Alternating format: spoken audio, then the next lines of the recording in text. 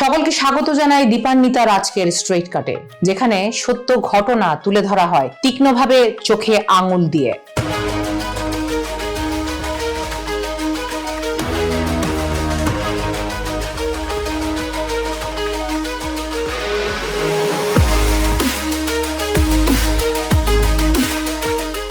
বিনোদন সাংবাদিকতায় নতুন এক যুগের সূচনা হয়েছে।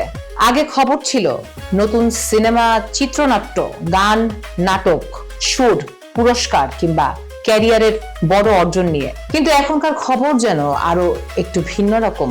আমরা এখন সংবাদপত্রের বিনোদন খবরের দিকে তাকালে দেখতে পাই কে হোঁচট খেলেন, কখন ঘুম থেকে উঠলেন, কখন ঘুমালেন, কখন উষ্ণতা ছড়ালেন। এই সব কিছুই কেমন যেন একটা জাতীয় গুরুত্বপূর্ণ ইস্যু হয়ে দাঁড়িয়েছে। সেলিব্রিটির সামান্য কাজ হয়ে যায় মুখরোচক খবর।